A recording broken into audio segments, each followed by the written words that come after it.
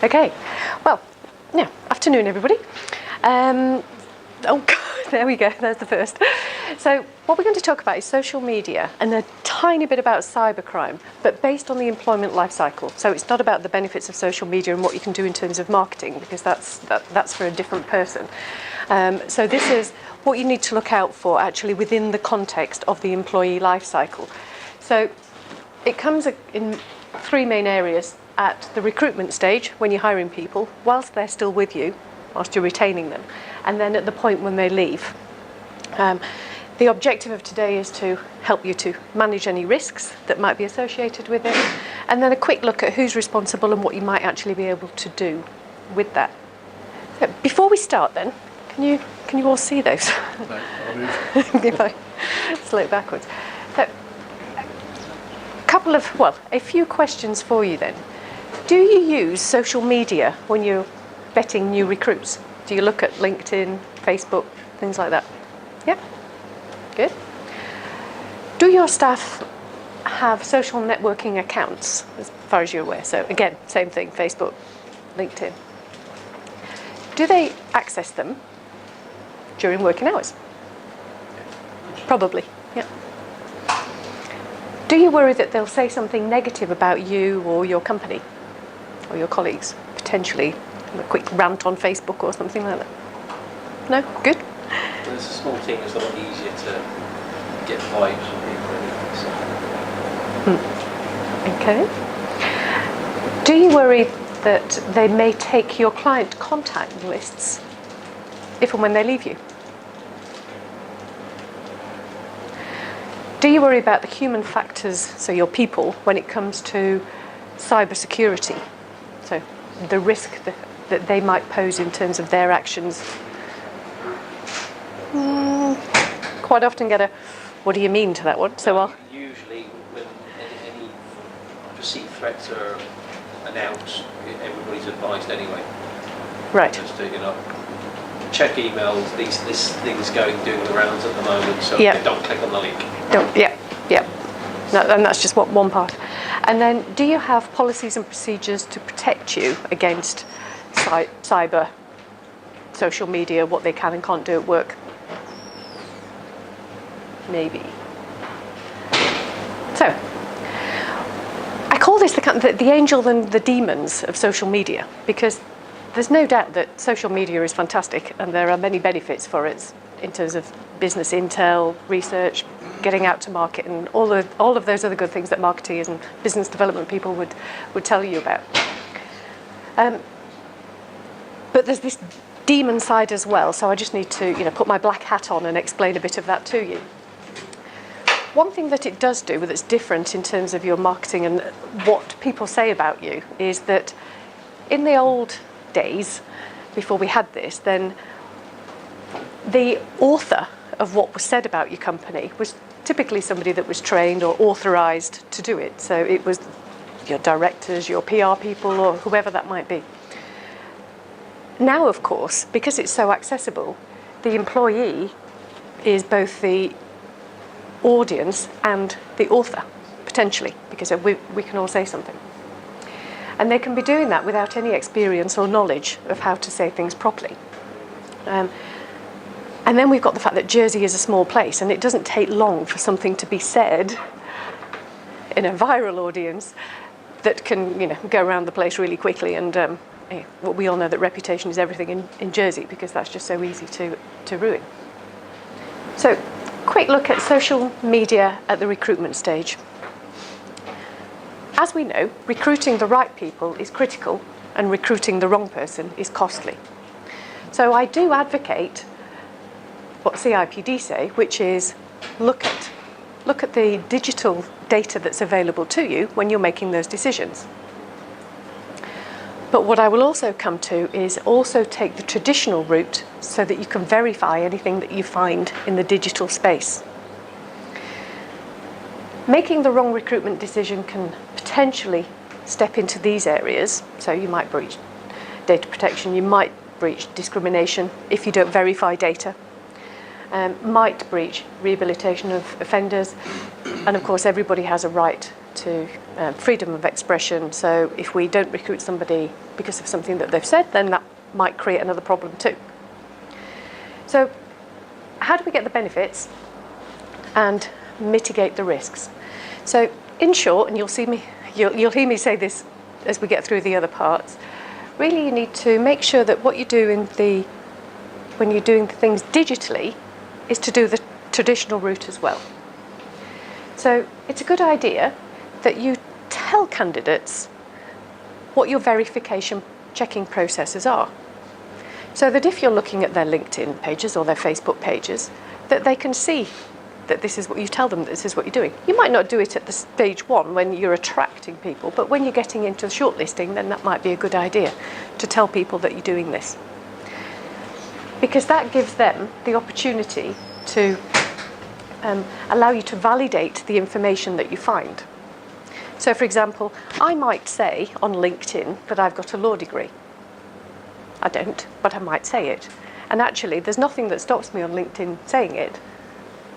And so if you rely on it as part of your recruitment process, without saying, can I have a copy of your law degree, then you've potentially made a decision in their favour. Equally, I might not say that I have a law degree. I might have one. And then you might rule me out because I don't have one, apparently. So that's what I mean about validating that kind of data, but equally apply that to any kind of data that you might find. So employment dates and anything that you see. So again, relying on fact and not just on opinion or maybe information that isn't full. Don't discriminate, and consider the relevance of the information to the post. What do I mean by that? So if you're looking at somebody's Facebook account and you see that they've been quite leery in Tenerife recently, and you think, I'm recruiting a senior business development director, that's not really appropriate. I don't like that kind of behaviour. You might want to have a conversation with them about it and say, we like you, you tick all of the boxes, but could you remove that? Equally, if it's somebody that's in a more junior back office role, that might not be important. So it might not matter. So that's what I mean by consider the relevance of the information relative to the post. And this is where I sound like doom and gloom. So what I suggest at the point where you hire people is making it clear to them what your policies and procedures are in your contracts and your handbooks about how you work with social media and what happens when people leave in terms of contact lists and things like that at the outset. Sorry, but your policies and handbook don't normally kick in to when they start work. Yeah. So we're giving somebody the staff handbook or policies as soon as they can apply for a job. But at the point where you're offering them a job. So normally at the point when you offer a job, you would have all your contractual rules then.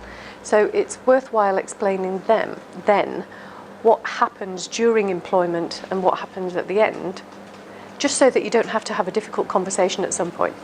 So it's a fine line, because you don't want to sound all doom and gloom and say, oh, this is what happens when you leave at the point when they're joining, because that's, in theory, the celebration point rather than the negative point. But it's a useful. You'll see what I mean when I get further on into the exit part. But it's just balancing that, people knowing what they're coming into. So, recap on that then is that go for it with digital. I fully support it. Just make sure that you take the traditional methods of being transparent about what you're going to do and validating the data that you might find. So what happens during employment? There is great potential, and happening more and more and more, this virtual harassment and or cyberbullying. So pre all of this, if somebody was having a spat in the office, then they had it in the office.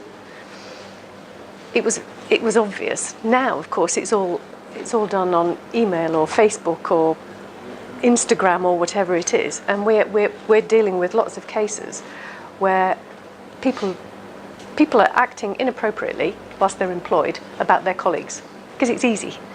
It's easier to have a whinge about an employee with your fingers than it is face to face. So it's happening more and more, sadly, and of course then it eventually comes to bear because people do find out, and then it's even more awkward because you're dealing with something that that's already happened. Other risks: loss of productivity. So people are busy using Facebook and things during your office time. So there's a risk to social media. Some people don't allow Facebook and Instagram and things like that. But the problem is then you have to keep up with them in terms of what you stop people having access to. So the list is endless and will only get longer in terms of what you might switch off. So your policy, your contract then might say you're only allowed to use social media for personal use during lunchtime, before and after work. But of course it's easy these days, isn't it? We've all got smartphones and things like that, so you can, previously when loss of productivity was on the phone you could hear it, and now it's kind of more discreet. Potential defamation and damage to reputation or brand goes back to Jersey is small and things that people can say, and I'll come on and explain this story in a second. Unauthorised disclosure and loss of confidential information. Again, it's just easier because digitally it's easier to transport your information. Grossly offensive, indecent, obscene, menacing material. Again, getting out. It's much easier these days than it ever was before. So you just need to put some rules around this. It's not that we can't manage it, you just need to have rules and have those, and educate people. So, Mr. Crisp, this is a real case. There is a real person called Mr. Crisp. And he worked for Apple. And he, having a bad night, Facebook, had a rant about Apple, the company, and its products.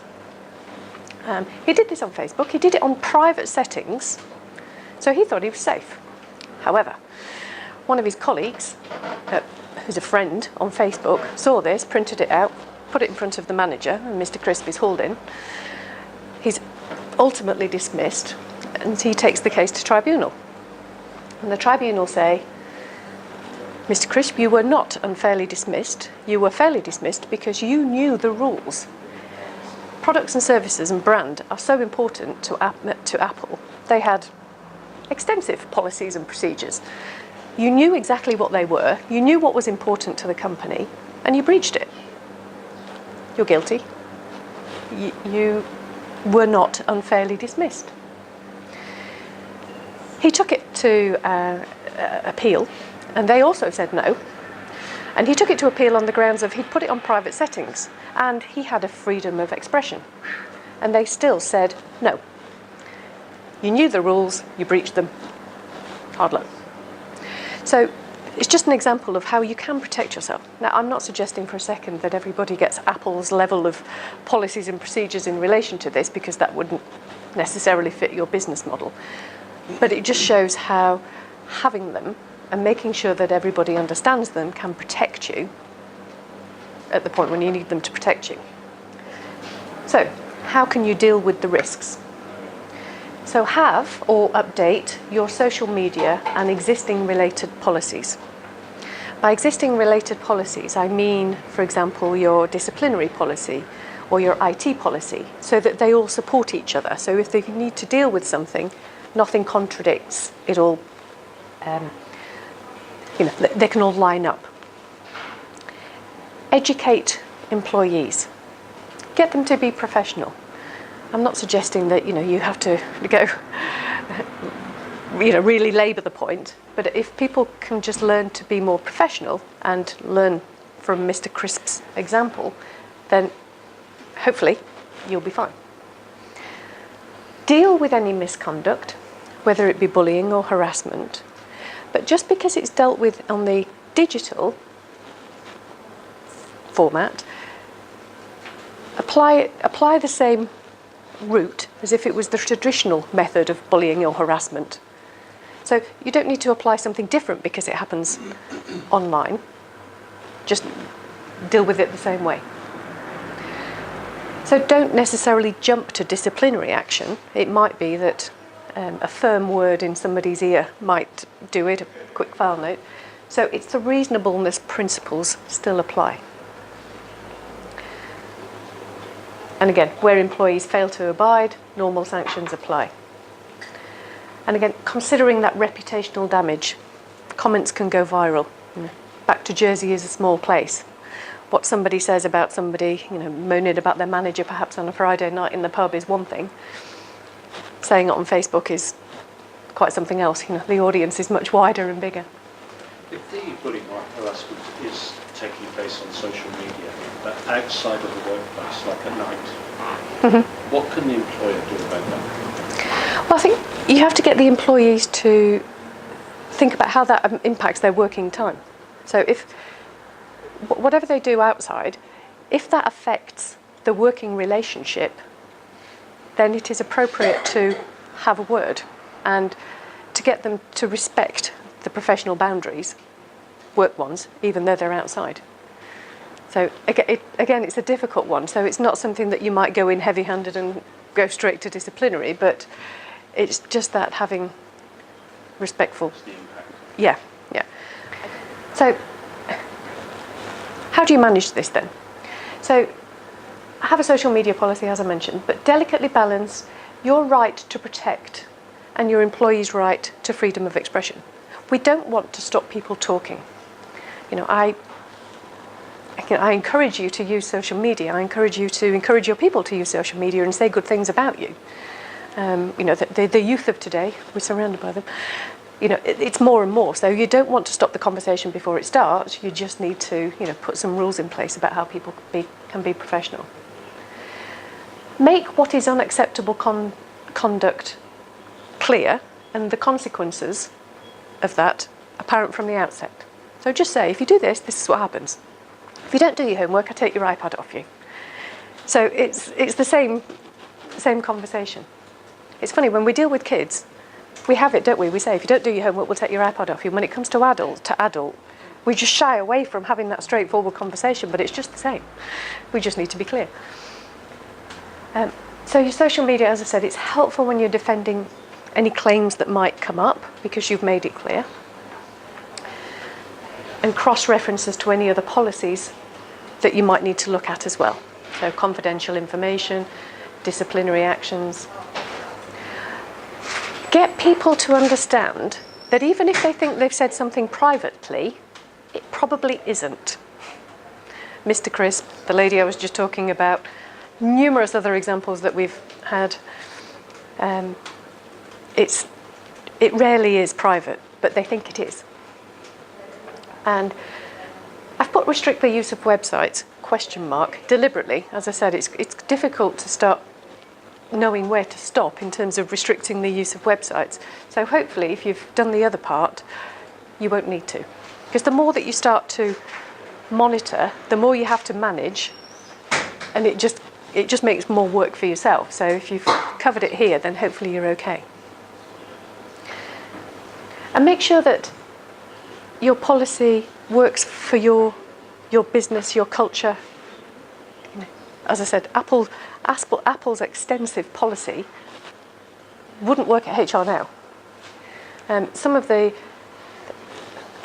Australian Broadcasting Council has a very brief one, which is around don't let the personal affect your professional. So don't say anything personally that might affect your work. Don't let it affect your work productivity. Don't say anything yourself that can be implied to be part of as a message from Australian Broadcasting Council. And it's really simple. It's really simple. So, that might be it. So you might have a very short policy and then some guidance, and that's all you use. Cybersecurity during employment. I'm just going to touch on this really briefly because this isn't my area, but it kind of touches into your policy. Did anybody go to the JFSC presentation where they talked about their business plan? No. So they were talking about this and the number of hacks that we get into the JFSC on a daily basis, thousands. So that might be tiny hack, somebody that's doing some phishing, or up to the rare, the real cyber security hacking, the sophisticated ones that Andy Jarrett looks like. But so the range is broad, but they have thousands every day. So clearly they make massive effort to protect that barrier into Jersey, so that they could protect Jersey's reputation. Because clearly, if that was hacked, then the risk to Jersey being a safe place for confidential information would potentially be a problem. So that's what I mean by your reputation is your biggest risk when it comes to this. But then beyond that, it's quite often the humans that pose the biggest risk. So we are the ones that might be careless with passwords and conversations. So what do we do with passwords? We've got thousands of passwords that we need to remember. What do we do with them? Have you got a policy on what you do in terms of your work passwords? Your humans are potentially those that might leak inadvertently, not deliberately, information that might be useful to people on phishing, hacking expeditions. About a month ago, I got an email. We're a small team, 6 of us. I got an email from somebody called Cronin at HR Now. Now, I know that there is no person called Cronin at HR Now, but I got an email that had a virus on it. So I got the outsourced IT people to look into it. They checked it and it was fine. But that's the kind of thing that can happen. So that was literally about a month ago. So it happens really easy where people can do these spoof emails and get in. So that's what I mean by the humans. So I got my IT people to deal with it, but other humans might not. They might click in, as you're saying. If you know about something, you can proactively say, don't click in. I clicked in because I was oblivious to it. I won't do that again. But that's what I mean by that. As humans are potentially the risk. So what do we do here? So risk management. So I can suggest that you get policy and procedure to protect that at that level. Then this goes kind of beyond me in terms of having a backup plan, a business continuity plan, risk assessment. There are people out there that I'm sure Digital Jersey and I know people that can do it, it's not me, that can help you with these things so that you can do a rapid response if you are hacked. You can actually get insurance. So that's not my bag, I just mention it in terms of as part of the whole digital policy procedure protection. What about when people leave? What is at risk? So I tapped on this earlier, that people can too easily these days share your digital assets. It's just too easy. So they can share your confidential information, your IP. So therefore you need to be clear what is confidential and IP and what isn't. And that's where we're coming back to when somebody joins you, when you need to explain some of this at that point. Client and prospective client data. So you probably have restrictive covenants about what people can and can't do when they leave. It's much easier if you have this known when people join. Client relationship management and LinkedIn, contact lists and private client data. LinkedIn is becoming a bit of a nightmare, isn't it? Because if we break it down to, so somebody joined you, picking on you today, man, and that when they join you, they've got 200 people on LinkedIn. And they say, well, when I joined you, I had 200. But when they come to leave you, they've got 500. And you might say, well, LinkedIn is your own personal account. It is, because that's what travels with you. But actually, 200 of those new 300 are your clients and your prospective clients. So what do you do? It's if you don't have a policy on it when people join, and you're not clear about who the 200 and who 200 are when they join, you can't do anything about it. But if you have a policy that says when you join, your 200 is yours. If and when you leave, we identify of the extras what are clients and prospective clients, and some will be completely of no interest.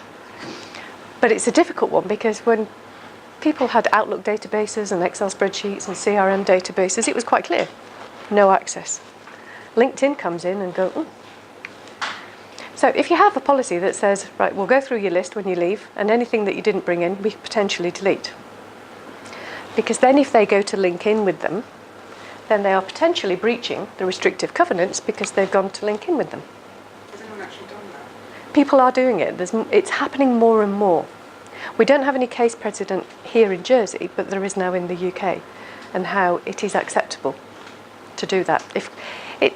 If you care enough to care, and I don't mean that flippantly, because it is difficult. It's just not as straightforward as your CRM list, your Outlook list, or whatever it is, because the account is the person's, but the data is yours. And there's a blurred line, isn't there, between what you've got. So some people, some businesses, it might not matter. But for some, it's incredibly important. So it's just having a think about whether it is important to you, and if so, what you need to say about it. Couldn't you cover that with just a general restraint of trade clause? I mean, trawling someone's personal LinkedIn seems very North Korean to me. Yeah. Are there other Because ways you have to then monitor it after you remove the 200 contacts to make sure they didn't have the 200 added back. Yeah. And also, Well- it stops them making just a list anyway, just print out a list of, Yeah. of the names. It's difficult. Yes, hi. So actually what you're describing is illegal in Silicon Valley. There are laws explicitly preventing those types of contracts being written. Right. And if you compare Silicon Valley to, say, Boston, where they also try to create a large technology hotspot, Massachusetts does allow these types of laws, and yet businesses in Boston mostly fail to grow and succeed, whereas those in Silicon Valley, which prevent this type of behaviour, thrive.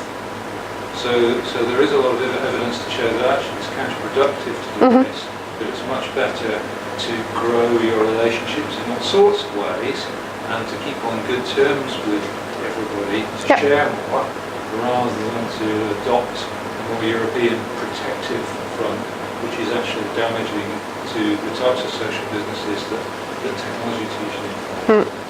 Yeah, and it goes back to do you care enough to care as well? What is important for some people.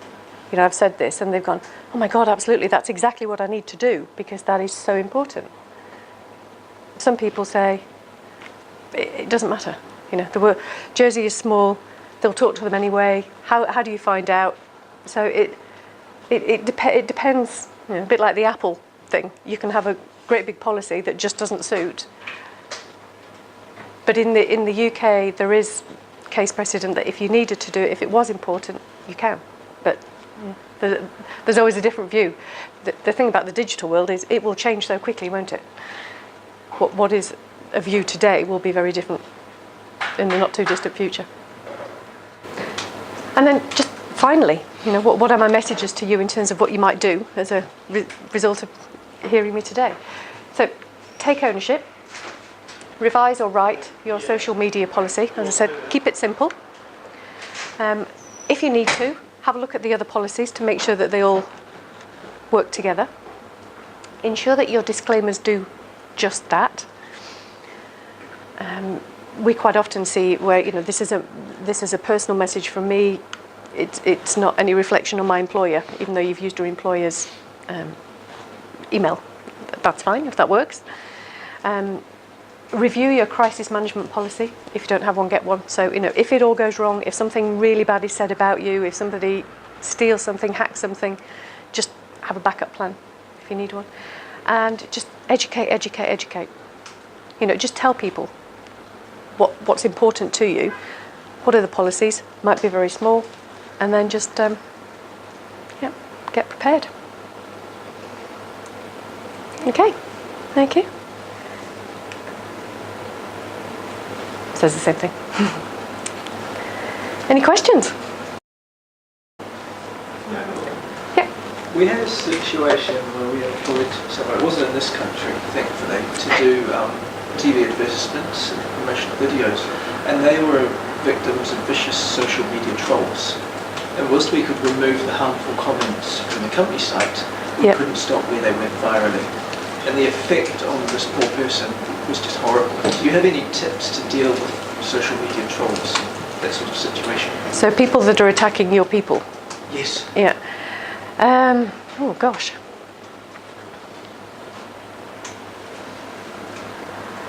It was so harmful it got to the point where she became completely depressed. Yeah. So she didn't want to come to work. So there's the... She wanted to leave the country almost. The country, right, okay. So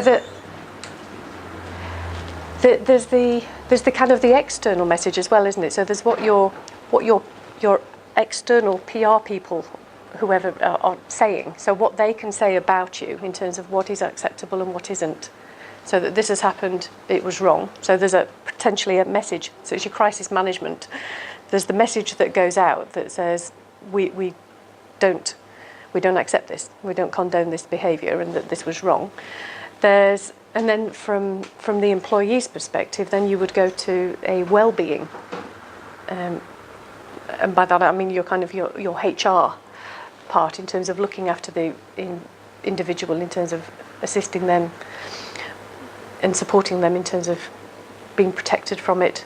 So systems being protected from it, in terms of any other support that they need, whether it be medical professional, whether it be what role they might want to do. Maybe they have a non-facing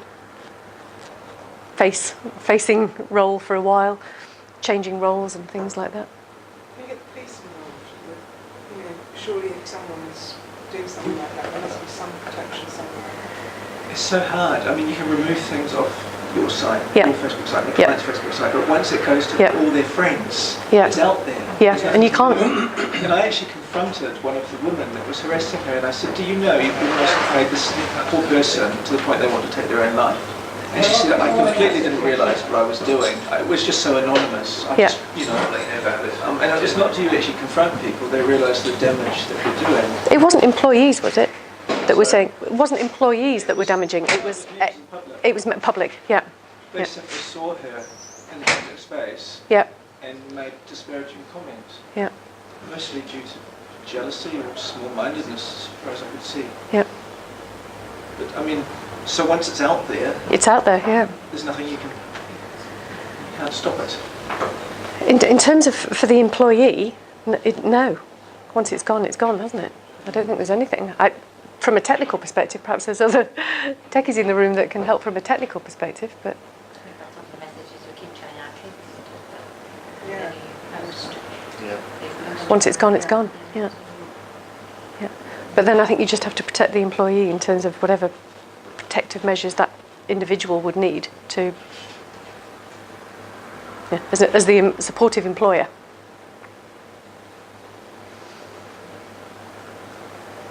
Any other?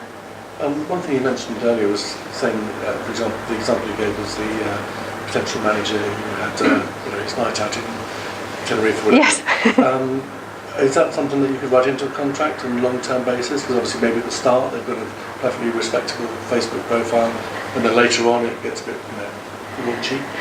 Can you say, for the duration of your employment, there are certain guidelines as to what you can post? Yeah, I think it just seems like quite a restrictive. Yeah, to do. and I wouldn't go that far. I think if we go back a bit, maybe. So what does your... I mean, you could instruct them maybe you could request them to make their profile private so that the world in still can't see them. Or don't pay them off to go on holiday to Tenerife. And I think it comes back to this. I was saying, when you do your policy, keep it simple, but just make sure that they don't bring the personal. Don't let personal affect professional life. And when people say, what does that mean? You can give examples. You know, whatever you put on Facebook, what you think is in your personal life, is likely to come back to your professional life. And if it affects your professional, then we might need to have a conversation about it. So obviously that will depend on what that is, but you can give an example of that example and just say, don't do it. But you don't really want to write into your because that just becomes completely OTT and out of date so quickly anyway. You couldn't list all of the examples, but you can do it in terms of an education and the guidance to go with it. Yeah.